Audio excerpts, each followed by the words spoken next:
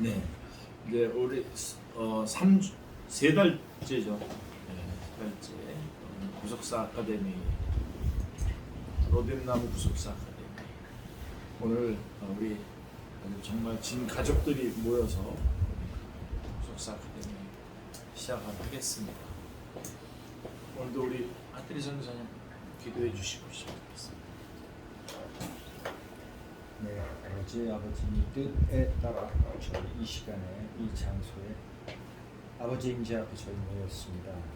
이기나 목사님을 통해 구속사, 우리를 향한 아버지의 그 사랑의 여정을 우리가 다 듣게 하시고 깨닫게 하시고 그것이 우리 삶에 그대로 녹여지게 하셔서 우리가 만나는, 우리가 행하는, 우리가 가는 그 모든 곳에 아버지의 그 계획과 뜻과 무엇보다 아버지의 그 사랑이 넘쳐나게 하시고 그 속에서 우리가 모두 하나가 되어 아버지의 그 사랑 안에서 아버지 이름을 높이 부르며 찬양하고 기뻐하는 우리 삶 되게 주시옵소서.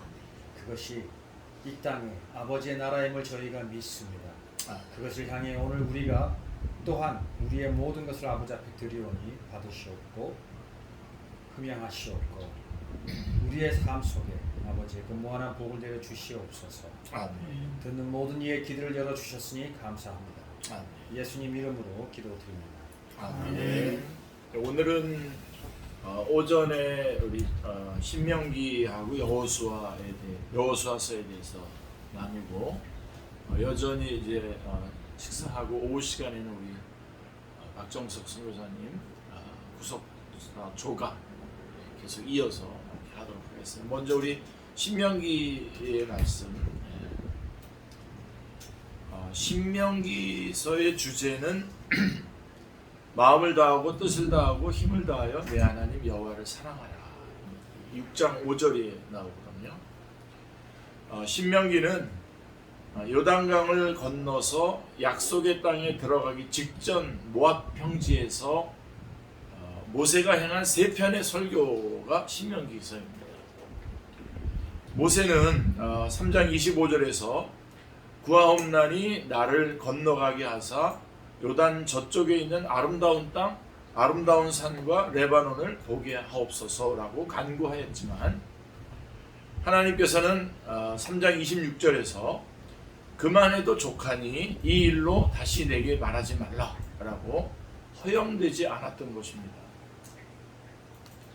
왜냐하면 모세는 율법의 대명사죠. 율법의 대명사로 갈라디아서 3장 24절의 말씀처럼 율법이 우리를 예수 그리스도께 영적 여호수아로 인도하는 초등교사 역할이기 때문입니다. 그래서 모세의 역할은 율법의 대명사로서 여호수아에게 바톤을 넘기는 것까지가 사명입니다. 사명이라는 게 참 중요한 거죠. 그래서 거기까지가 모세의 사명이었습니다.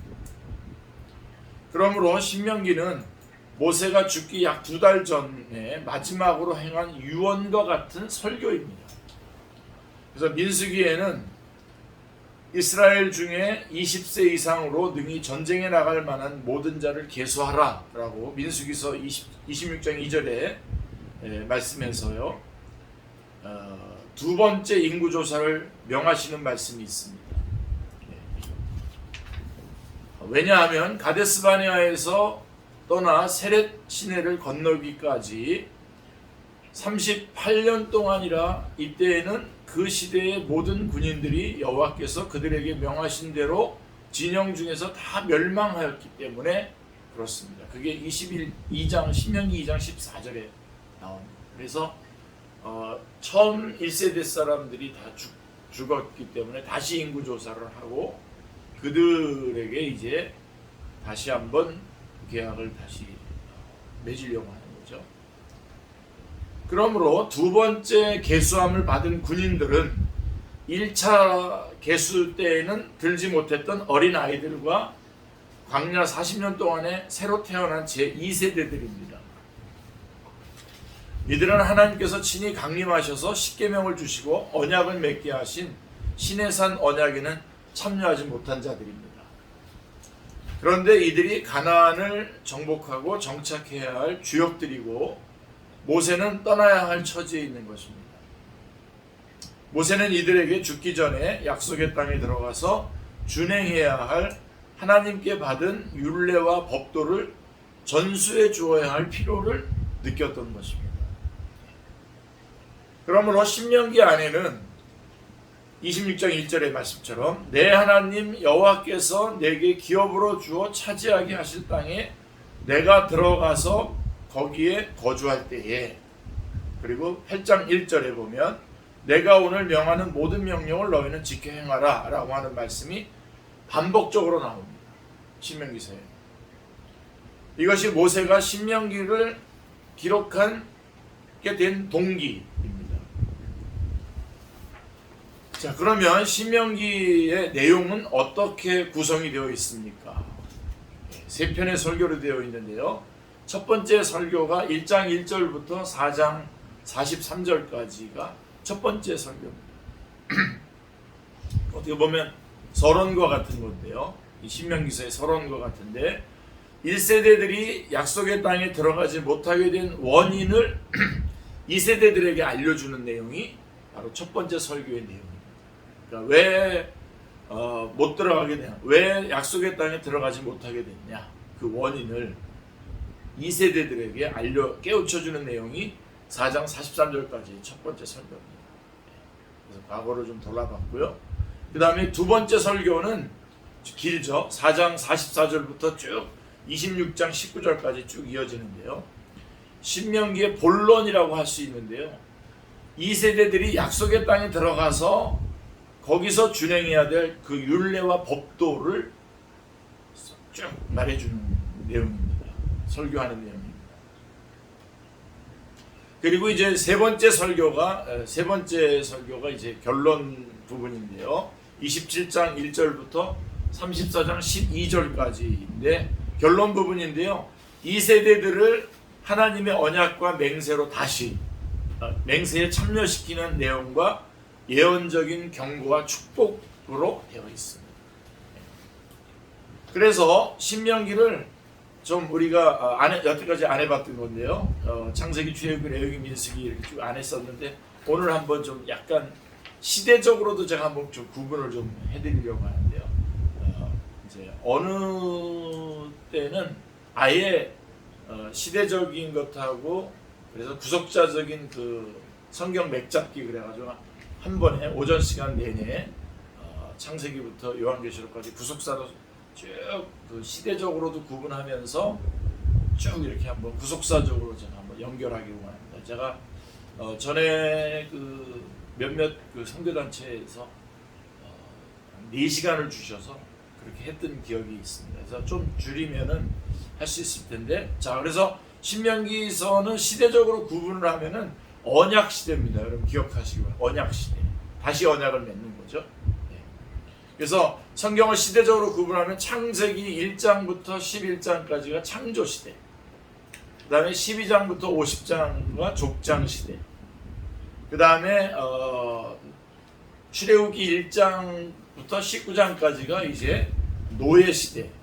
네, 이건 데리 홀이라고 하는 분이 그 구분해 놓은 그걸 제가 구분해 가지고 같이 쓰고 있는 건데요. 데리 홀이라고 아주 그분이 아주 성경을 이렇게 아주 맥을 잡는 건 아주 1등입니다. 그분. 네. 그분 책을 많이 일단 각을 잡는데 제가 많이 참고를 했었는데요. 네. 그리고 이제 출애굽기 20장부터 레위기까지 쭉 레위기 27장까지가 계명 시대입니다. 계명 시대. 그리고 이제 민수기서는 야영 시대. 네. 거기서 텐트 치면서 야영했잖아요. 민수기 1장부터 36장까지 야영 시대고 신명기서가 언약 시대. 다시 언약을 다시 그 2세대들하고 갱신을 하지 않습니다. 그래서 그렇게 시대적으로도 좀 잠깐 여러분들 구분하는 거 제가 매번 할 때마다 말씀드리도록 하겠습니다. 그래서 이제 첫 번째 설교로 이제 와 보십시오. 이제 세 편의 설교 중에서 이제 첫 번째 설교 1장 1절부터 4장 43절까지인데요. 1장 2절에서 호렙산에서 세일산을 지나 가데스바네아까지 10하루길이더라 라고 이렇게 되어 있습니다. 자, 이렇게 시작을 하는데요. 그리고 이어지기를 1장 3절에서 뭐라고 말씀하냐면 40째 해 11째 달 그 달 첫째 날에 라고 이렇게 되어 있습니다. 그러니까 모세가 이스라엘 자손들에게 신명기를 말씀하기 시작했다는 것입니다. 그날에. 그러니까 1장 2절에서 3절 사이에는 무려 38년의 간극이 있는 거죠. 그 한 절 사이에 38년이라고 하는 간극이 있는 거죠. 자, 그 원인이 어디에 있습니까? 가데스 바네아는 12족장을 정탐꾼으로 파송한 곳입니다. 그렇다면 열하루길이면 들어갈 수 있었던 것을 38년이나 광야에서 방황하게 되었다는 말인데, 그 원인을 지금 2세대들에게 말해주고 있는 게 이 첫 번째 설교의 내용입니다. 모세에 말해주고 있는 것이죠. 그래서 1장 8절에 보면 1장 8절에서 내가 너희의 조상 아브라함과 이삭과 야곱에게 맹세하여 그들과 그들의 후손에게 주리라 한 땅이 너희 앞에 있으니 들어가서 그 땅을 차지할지니라. 이게 아주 1장 8절 들어가서 그 땅을 차지할지니라. 이게 주님의 명령입니다. 그렇게 명했는데 1장 26절 27절에 보시면 그러나 너희가 올라가기를 원하지 아니하고 너희의 하나님 여호와의 명령을 거역하여 장막 중에서 원망하여 이르기를 여호와께서 우리를 미워하심으로 아모리 족속의 손에 넘겨 멸하시려고 우리를 애굽 땅에서 인도하여 내셨도다 라고 이렇게 말씀하고 있습니다. 그러니까 원인이 뭐냐면 이스라엘이 불순종했기 때문이라는 겁니다. 그래서 첫 번째 설교의 모세의 첫 번째 설교의 핵심 내용은 뭐냐면 이스라엘 1세대들이 하나님께 불순종했다는 겁니다. 명령했는데 그렇게 하지 않았다는 겁니다. 자, 민수기에 보면요, 한 지휘관을 세워서 애굽으로 돌아가자고 말하고 있는데 이는 명백한 반역이었던 것입니다. 결론은, 그래서 첫 번째 설교의 결론은 너희는 1세대들처럼 불순종하지 말라라고 하는 경계인 것입니다. 이것이 첫 번째 설교의 요점이고요. 두 번째 설교는 이제 4장 44절부터 26장 19절까지 쭉 아주 긴 내용인데요. 이 세대들이 약속의 땅에 들어가서 준행해야 될 율례와 법도입니다. 자, 여러분 잘 알다시피 가나안 땅은 비어있는 땅이 아닙니다. 그냥 들어가서 그냥 차지하면 되는 그런 땅이 아니라 소돔과 고모라와 같이 죄악이 관영하여 심판을 당하게 된 땅입니다. 거기 원주민들이 있습니다. 근데 그들이 심판을 당하고 땅을 뺏기고 우리 이스라엘은 거기 들어가서 그 땅을 차지하는 건데요. 마치 전염병이 창궐하는 지역으로 들어가는 것과 같아서 전염될 위험성이 있었기 때문에 같은 말씀을 여러 방면으로 반복적으로 강조하고 있는 것을 보게 됩니다. 계속해서 말씀해주고 있습니다. 그래서 모세는 해야 할 것과 크게 해야 할 것과 하지 말아야 할 것을 두 가지로 이렇게 말해줍니다. 두 번째 설교에서는 행해야 할 점은 한마디로 주님께서 크고 첫째 되는 계명이라고 하신 너희 마음을 다하고 뜻을 다하고 힘을 다하여 내 하나님 여호와를 사랑하라. 6장 5절에 우리 전체 신명기서의 요절이죠. 내 하나님 여호와를 사랑하라. 이게 해야 될 것입니다. 해야 될 것이고, 그러므로 두 번째 설교 중에서 우리가 잊지 말라라고 하는 두 번째 설교 중에는 잊지 말라라고 하는 말이 12번이나 나옵니다. 기억하라고 하는 말이 15번이나 등장합니다. 그래서 너는 조심하여 6장 12절에 보면 너는 조심하여 너를 애굽 땅 종되었던 집에서 인도하여 내신 여호와를 잊지 말고 라고 이렇게 말하고 있습니다. 그리고 9장 7절에 보면 너는 광야에서 1세대들이 내 하나님 여호와를 경록케 하던 일을 잊지 말고 기억하라 라고 거듭 권면하고 있습니다. 자, 그러면 해서는 아니 될 치명적인 일이 무엇입니까? 그 치명적인 게 뭐냐면 한마디로 말하면 다른 신, 즉 우상 숭배하지 말라는 거죠. 하나님을 해야 될 일은 하나님을 사랑하는 거죠. 힘을 다하고 뜻을 다하여 하나님을 사랑하고, 하지 말아야 될 것은, 결정적인 하지 말아야 될 것은 뭐냐면, 치명적인 건 뭐냐면 다른 신, 우상 숭배를 하지 말라라고 하는 거죠. 그래서 우상 숭배는 십계명의 1, 2계명을 범한 정도의 문제가 아니라 여기서 이 우상 숭배는 십계명의 그 1번 1계명, 2계명이 그 우상 숭배에 관한 그 계명인데요. 그거를 말하는 것 정도가 아니라 지금 여기서 우상 숭배를 하지 말라라고 하는 것은 아브라함에게 세워주셨던 그 메시아 언약, 그 아브라함에게 세워주셨던 그 메시아 언약에 대한 배신 행위를 말하는 것입니다.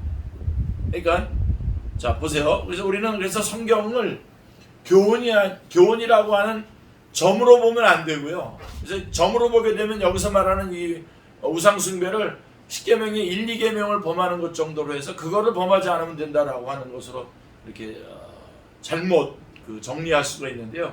그게 아니라 성경은 점으로 보면 안 되고 예수 그리스도를 통해서 이루어지는 구속사라고 하는 선으로 보아야 됩니다. 그래서 지금도 이 우상 숭배라고 하는 건 뭐냐면 한마디로 얘기하면 아브라함에게 주어졌던 원복음, 아브라함 언약, 다윗 언약으로 이렇게 쭉 이어지는 그 언약, 다시 말하면 예수 그리스도로 말미암아 복을 받아야 되는 복을 준다라고 하는 이게 구속사인데, 지금 이스라엘은 예수 그리스도 이 아브라함 언약을 통해서 복을 받으려고 하지 않고 다른 신을, 이 언약을 배제한 채 다른 신을에게 그 복을 받으려고 했다는 거죠.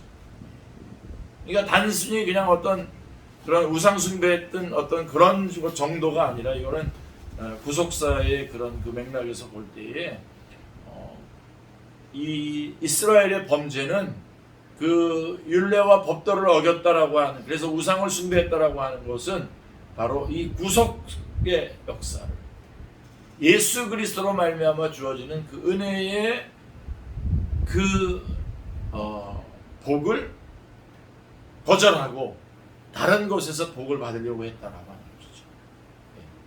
하나님은 모세를 통하여 십계명을 주시기에 앞서서 아브라함에게 메시아 언약을 세워주셨던 것입니다.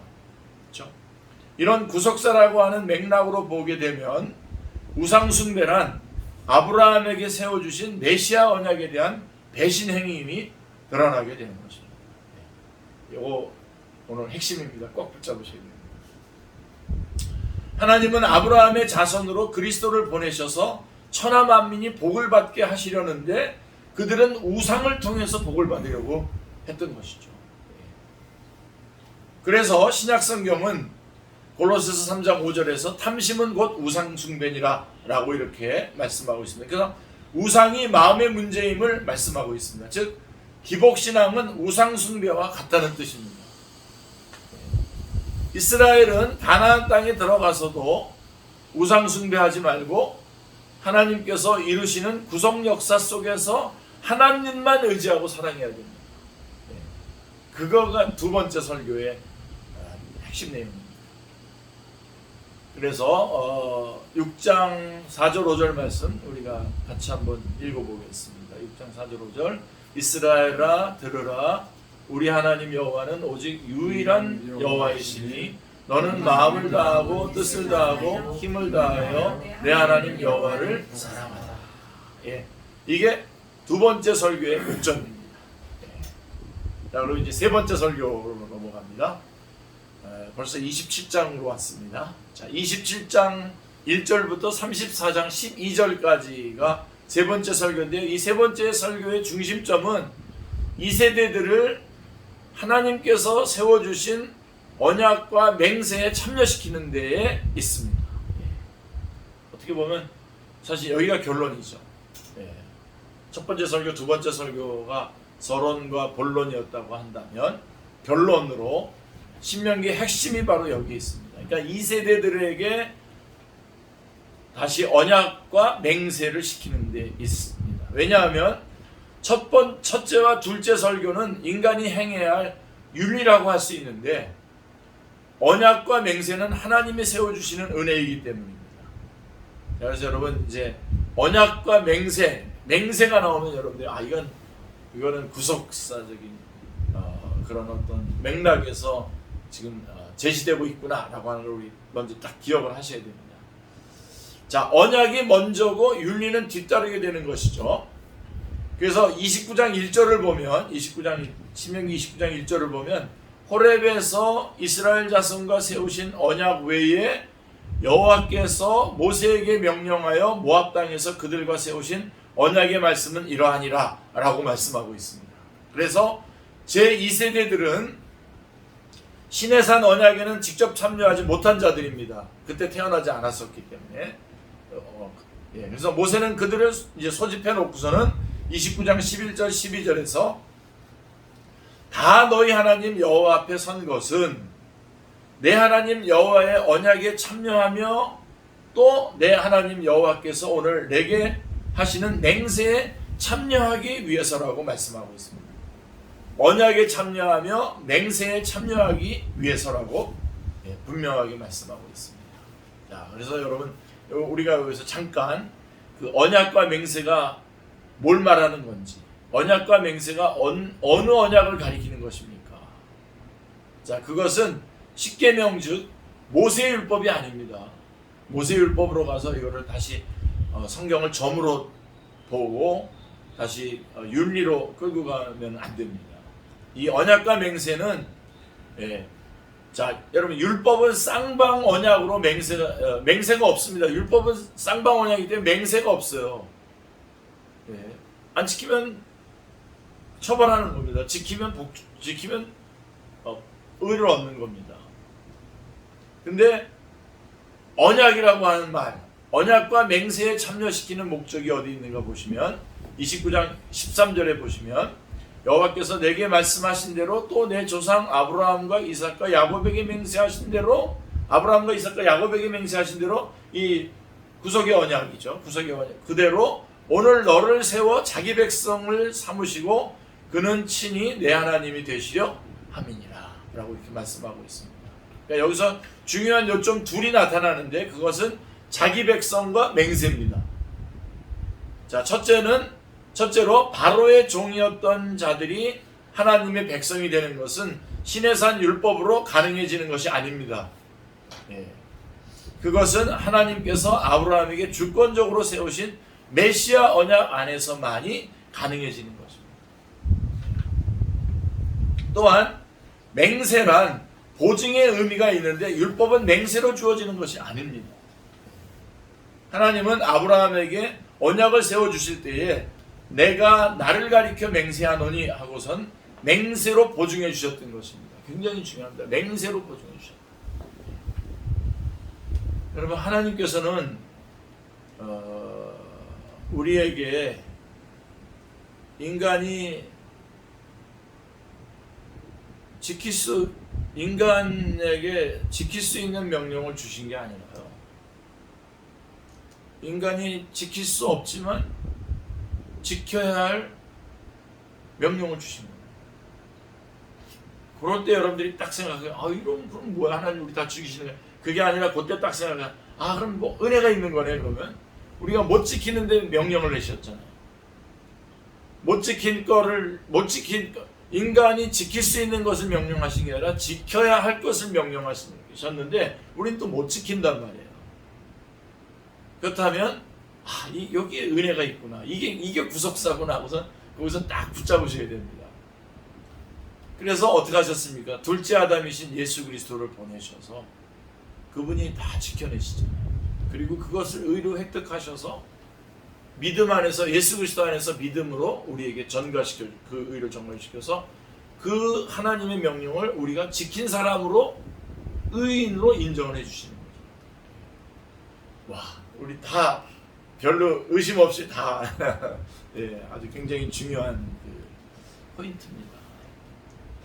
그래서 맹세로 하신다니까 내가 하겠다는 거예요. 그게 창세기 3장 15절에 내가 하겠다. 기억나시죠? 내가 이제 우리 주님께서는 창세기 1장 2장 하시면서 이제 다 창조하시고 일곱째 날 쉬셨는데 다시 내가 하리라 그러면서 다시 이 구속의 언약을 시작을 하신 거 아닙니까? 구속의 언약의 근거로 한 은혜 언약을 진행해 나가시는 거 아닙니까? 그래서 아브라함 언약. 그러면서 이게 다 뭐냐면 맹세로. 그러니까 주님께서 내가 하겠다라고 하는 그런 주님의 그 은혜인 것이죠. 그러니까 하나님께서 아브라함에게 주권적으로 세우신 그 메시아 언약 안에서만이 가능해지는 겁니다. 하나님 자기 백성이 되는 것. 우리가 하나님의 백성이 되는 것은 우리가 시내산 언약의 그 율법 앞에 서서 그것을 지키지 못해서 하나님의 자녀로 탈락하는 것이 아니라 그것을 또 지켜서 되는 것이 아니라 우리가 지킬 수 없고요. 못 지켰고요. 하나님께서는 아브라함에게 주권적으로 세우신 그 메시아 언약, 아브라함이 여호와를 믿음에 그를 이를 의로 여기셨다라고 하는 창세기 15장 6절의 말씀부터 쭉 진행되는 그런 메시아 언약 안에서만이 가능해지는 것입니다.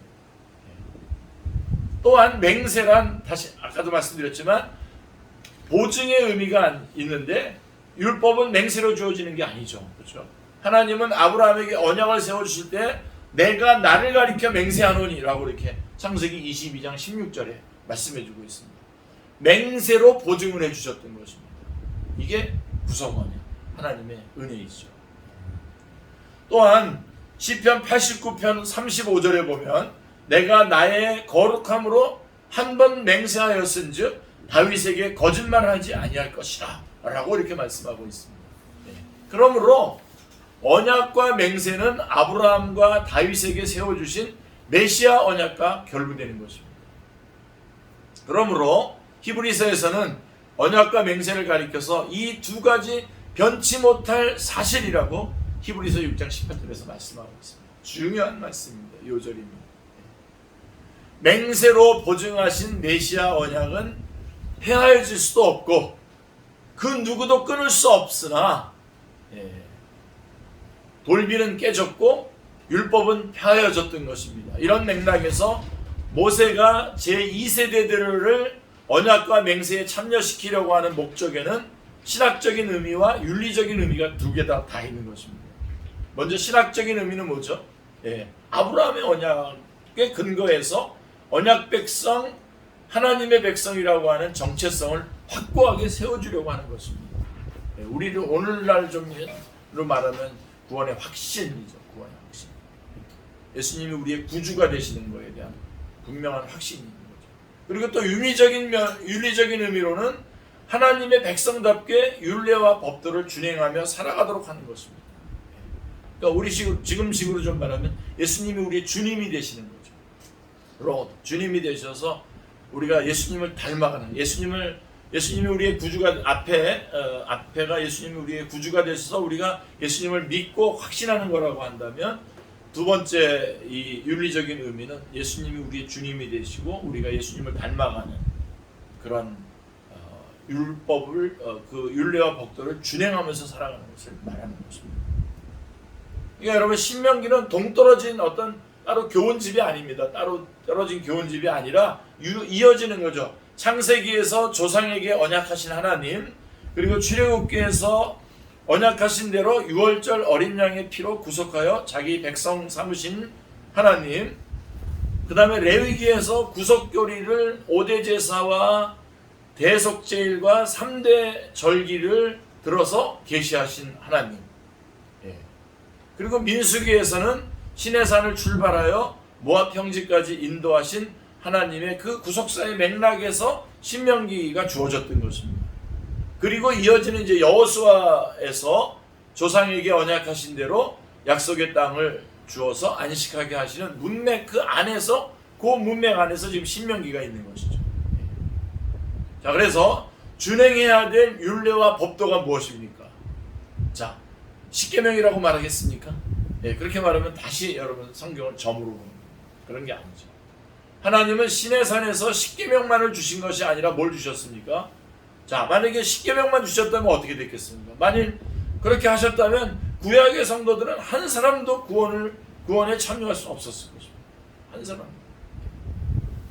왜냐하면 율법의 행위로 그의 앞에 의롭다 하심을 얻을 육체가 없다고 성경이 증언하고 있기 때문에. 로마서 3장 20절에, 로마서 1장 18절부터 쭉 죄를 그 대상마다 그 죄를 쭉 다 나열하고 결론이 뭐냐면 결국은 율법의 행위로 그의 앞에 의롭다함을 얻을 육체가 없다라고 이렇게 결론을 내리거든요. 3장 20절에. 그리고서 이제 대반전이 일어나죠. 3장 21절에서 그러나 이제는 하면서 대반전이 일어나는데, 그 앞에까지의 결론이 뭐냐면 율법의 행위로 그의 앞에 의롭다함을 얻을 육체가 없다는 겁니다. 그러니까 십계명만 만약에 주셨다면 그 십계명 때문에 우리 다 죽는 겁니다. 십계명을 다 못 지키기 때문에. 이를 우리보다도 잘하시는 하나님께서 우리에게 십계명뿐만 아니라 성막 설계도도 주셨습니다. 성막 식양도 주신 겁니다. 성막은 임마누엘의 모형이요, 번제단에서 드려지는 제물은 예수 그리스도께서 단번에 드려주실 대속제물에 대한 그림자로 주어진 것입니다. 예, 바로 이 성막은 바로 용서와 치유가 있는 곳이죠. 거기에 예수 그리스도가 드려지는, 대속제물로 드려지는 곳 아닙니까?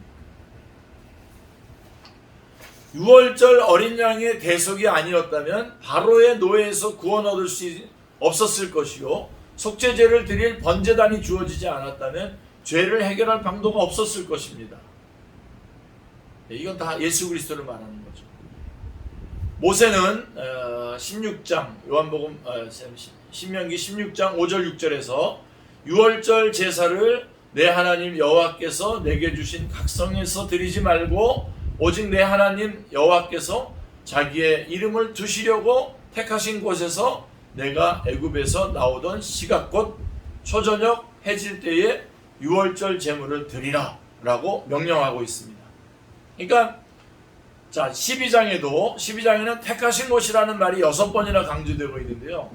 자, 이는 구원의 근거가 여기저기에 있는 게 아니라 택하신 곳에 가서 드리라는 겁니다. 택하신 곳.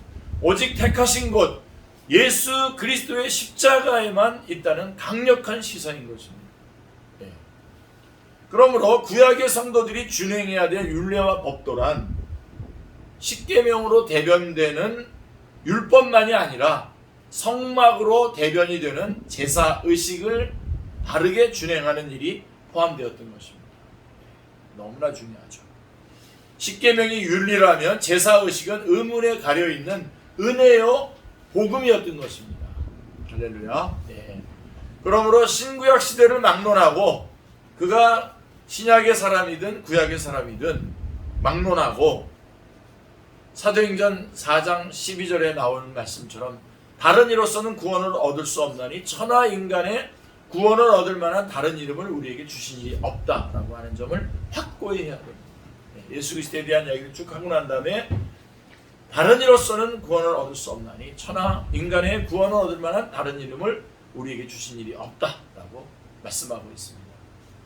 다른 점이 있다면, 구약의 성도와 신약의 성도가 다른 점이 있다면, 구약의 성도들은 제사의식을 지킴으로써 앞으로 오실 그리스도를 대망했다고 한다면, 그 제사의식 속에서 예수 그리스도를 통해서 그 속죄를 대망을 했다면, 신약의 성도들은 이제 성찬을 행하면서, 주님께서 이거를 바꾸시지 않습니까? 성찬식으로 성찬을 행하면서 다시 오실 그리스도를 대망하고 있다는 차이뿐입니다. 그런 차이가 있을 뿐이지 다 예수 그리스도로 말미암아 구원을 받는. 이런 맥락에서 약속의 땅에 들어가서 준행해야 될 율례와 법도는 십계명만이 아니라 실체가 오시기까지 메시아 언약을 대망하게 하는 유월절, 오순절, 초막절과 같은 제사 제도를 올바로 준행해야 하는 것이 포함되어 있었던 것입니다. 자, 그런데 구약교회는 어떻게 됐습니까? 남북으로 갈려서 북쪽 이스라엘은 아수르에 의해서, 남쪽 유다는 바벨론에 의해서 멸망을 당하고 말았던 것입니다. 그 결정적인 원인이 율리에 있는 것이 아니라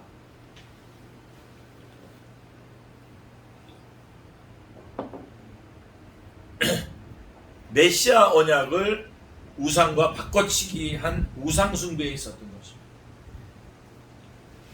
그래서 신명기 마지막 부분에 보면 31장 20절인데요.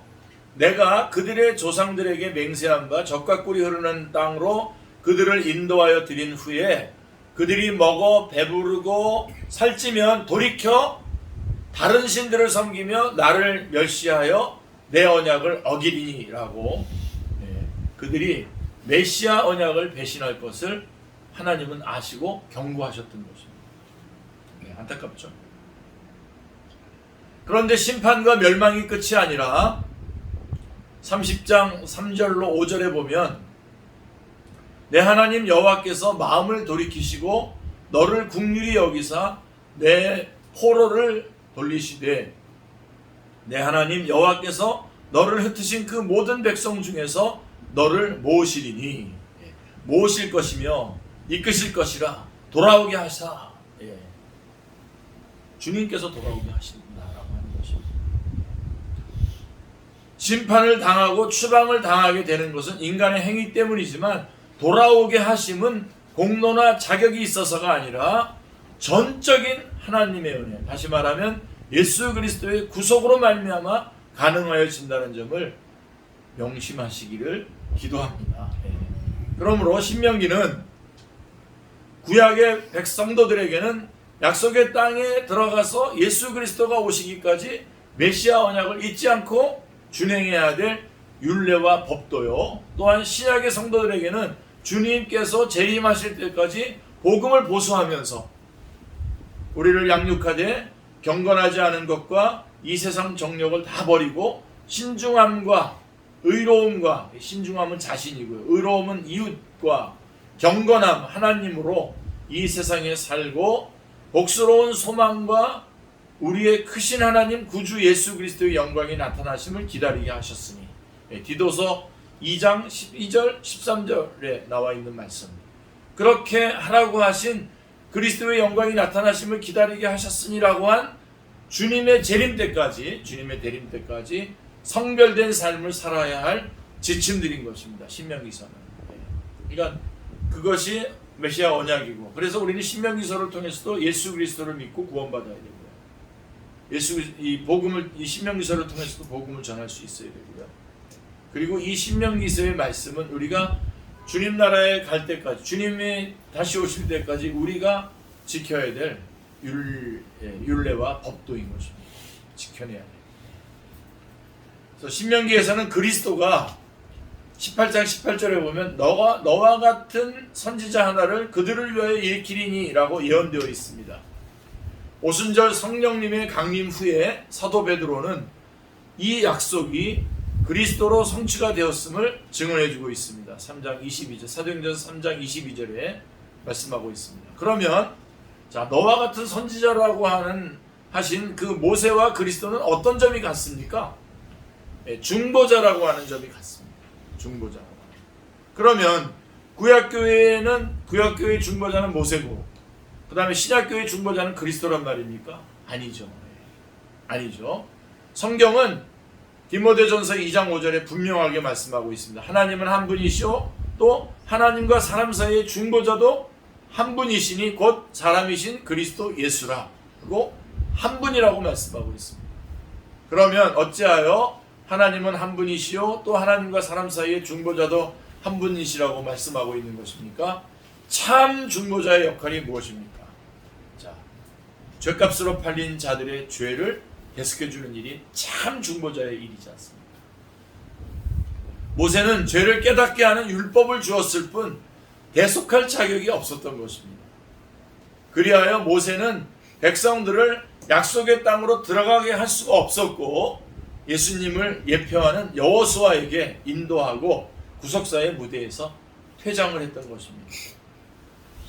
죽음을 앞둔 모세는 여호와께서 이미 말씀하신 것과 같이 내 하나님 여호와께서 너보다 먼저 건너가사 이 민족들을 내 앞에서 멸하시고 내가 그 땅을 차지하게 할 것이며 라고 하나님을 내 하나님이라고 말씀하고 있습니다. 내 하나님, 여호수아에게 말씀해주고 있는 거죠.